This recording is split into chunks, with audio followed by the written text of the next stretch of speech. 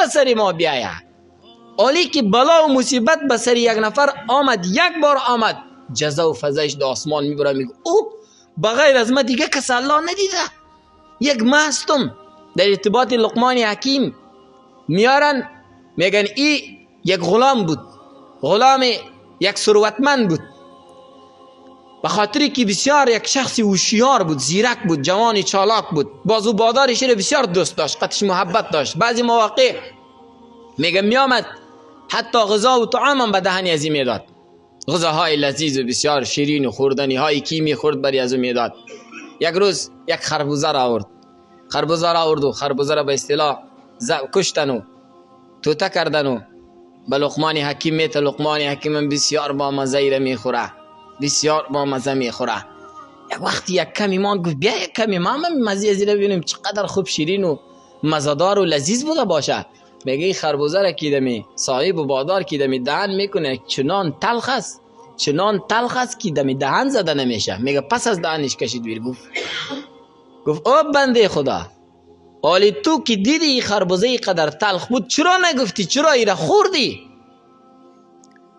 گفت این قدر وقتی که شما برای ما این غذاهای لذیذ دادین، این نعمتهای بهتر دادین، آیا این برای ما میسزه که یک روز برای ما غذای تلخ و خلاصه شیرین ندادین و ما پس به شما در مقابل نعمتهایی که به ما مهیا کردین ناشکری کنم؟ صاحب کتاب چه میگه؟ باز میگه خود قصه بود، نکته را بگی، هدف در کجاست؟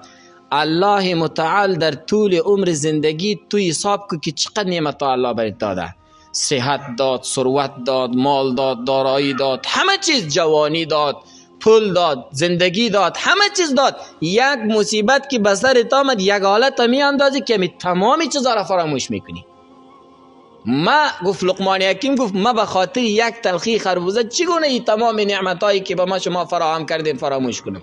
خیر است، یک تایش تلخ بود چی پروا داره؟ مشکل نداره. چقدر چیزای شیرین خوردم، چقدر چیزای خوب خوردم، چیزای بسیار لذیذم خوردیم، این تلخ چی مشکل داره؟ ولی که الله چه نعمتایی به ما و شما داده عطا کرده، وقتی که داده یک مصیبت که آمد چی مشکل داره؟ دو مصیبت، سه مصیبت آمد چی مشکل داره؟ ولی با آمدن یک مصیبت کمر انسان میشکنه، کمر انسان میده میشه.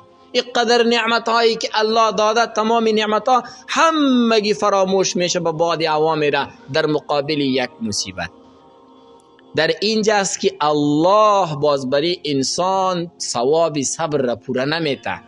برای کسی ثواب صبر را پورا میته که انما یوفی الصابرون اجورهم، برای کسی الله ثواب صبر را پورا میته که او صبر را به قسم حقیقی و به قسم راستین عملا این صبر را چی کرده؟ طعم و مزه صبر را چشیده. میگه طعم و مزه صبر را کسی میچشه، کسی چشیده میتونه که امتحان کرده باشه بارها، او طعم صبر را میفهمه، او مزه صبر را میفهمه. او کس مزه صبر را چی میفهمه که می بلا آمده جزا کرده، بلا آمده دفعتا شکایت کرده، مصیبت آمده دفعتا خود از دست داده، مصیبت آمده یا به خود ضرر رسانده یا به دیگران ضرر رسانده. او مزه صبر را چی میفهمه؟ او طعم صبر را چی میفهمه؟